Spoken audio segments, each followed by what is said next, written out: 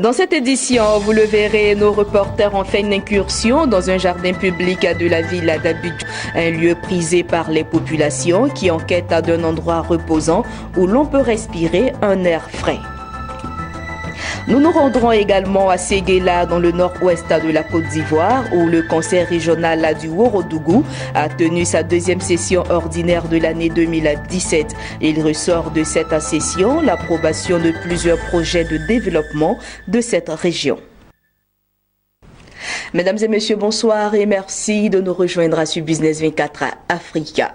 En Côte d'Ivoire, les jardins publics et espaces verts tendent à disparaître.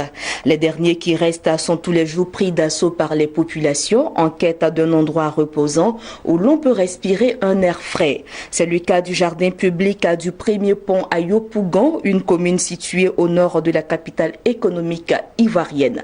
Découvrons ensemble cet endroit. Feuillage en mouvement, personne assise. Un espace vert comme celui-ci à Abidjan. L'on en compte du bout des doigts. Nous sommes au jardin public du premier pont à Yopougon, la plus grande commune d'Abidjan. La cité est reconnue pour ses bars restaurants, où se côtoient alcool et sexe, et surtout un brouhaha légendaire. Au milieu de ces arbres, par contre, ces hommes et ces femmes sont à la recherche d'autres sensations. Je viens ici prendre de l'air. Parce que l'air est frais, on respire bien, donc je viens m'asseoir et puis me détendre un peu. C'est ma camarade, on a eu le bac ensemble, donc aujourd'hui on dit on venait se voir ici pour échanger quelques mots, puis rentrer à la maison. Juste se relaxer, se détendre un peu, et voilà, et puis se récréer au fait. C'est quand même tranquille, c'est tranquille, c'est un peu naturel quoi.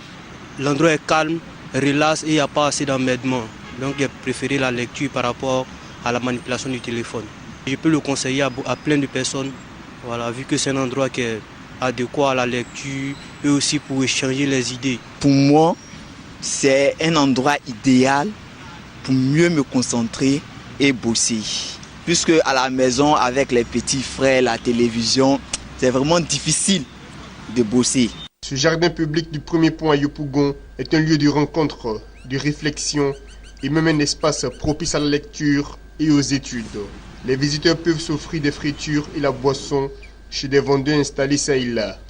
Si ce jardin continue d'attirer, c'est aussi parce qu'il est entretenu par un groupe de jeunes. Ils assurent la sécurité des lieux et proposent des services pour un séjour plus agréable en échange de quelques pièces de francs CFA. On paie les hamacs 200 toute la journée. Bon, la salubrité aussi, comme les jeunes d'ici s'occupent de ça. Moi-même, je suis l'un des membres aussi. On se réveille de 5 heures, on vient, on balaye. C'est une organisation quoi. Venir passer le temps ici, c'est notre menu qui est là. Les hamacs sont les nattes sont à 250 francs toute la journée. Si tu as pris matin à 7h, tu es dessus jusqu'à 18h. Si tu as pris natte, les nattes, si tu as pris hamac, les hamacs sont à 200 toute la journée pour que tout le monde n'a qu'à avoir accès. Les chaises aussi 200 pour que tout le monde n'a qu'à avoir accès. À travers ça, alhamdoulilah, on ne peut pas gâter le nom de Dieu, on arrive à survenir à nos besoins un peu. En Côte d'Ivoire, la croissance rapide et non maîtrisée de la population, couplée de la démission des gestionnaires des cités, sont au nombre des causes de la disparition des espaces et jardins publics qui jadis faisaient la fierté du pays. Dans un contexte de réchauffement climatique, des espaces comme celui-ci sont à promouvoir. Le vent, la verdure, les chants d'oiseaux, tout y est pour faire de cet endroit un petit paradis.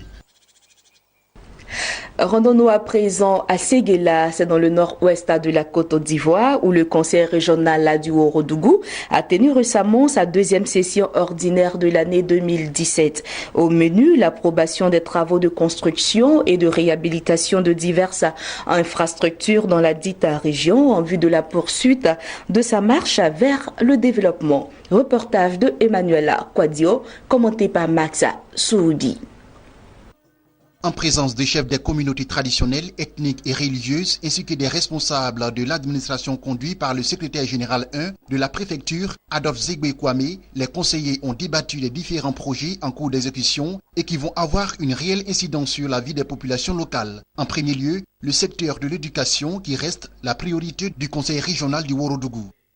L'éducation est et reste notre priorité.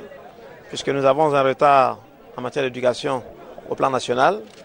Donc c'est quasiment 2/3 de notre budget qui sont consacrés à l'éducation. Et nous espérons que pour la rentrée 2017-2018, nous avons quand même un grand projet que nous allons pouvoir procéder à l'ouverture du lycée des jeunes filles de Séguéla, qui est un lycée d'excellence, qui doit recevoir des jeunes filles de l'ensemble de la région, même des autres régions.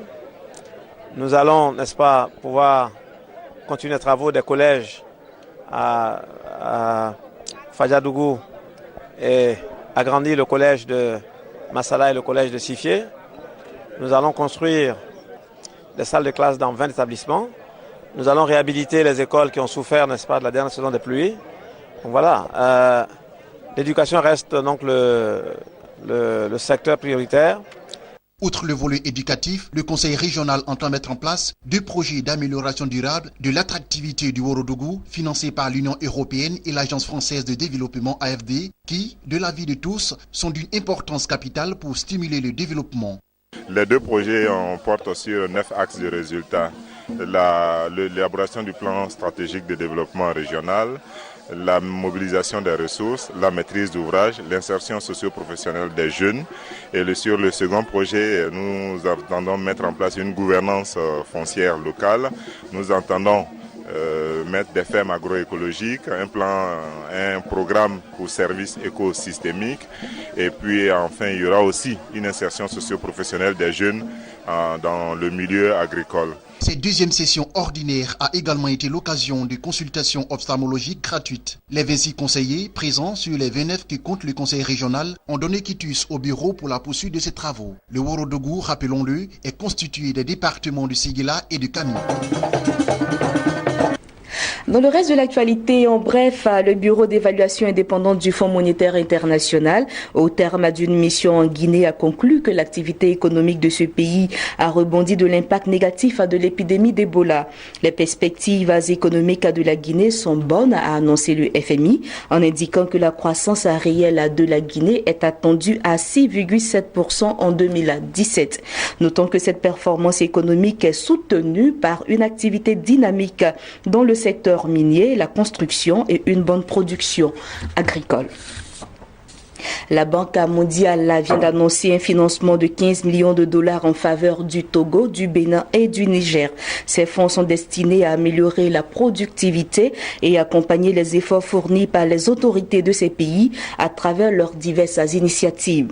Ce nouvel appui de l'institution aux 3 pays ouest-africains entre dans le cadre du programme de productivité agricole en Afrique de l'Ouest, une initiative découlant de la coopération entre la Banque mondiale et les États de la CEDEAO. Voilà, c'est la fin de cette édition. Merci de l'avoir suivi. Je vous souhaite une bonne suite de programmes sur Business 24 Africa.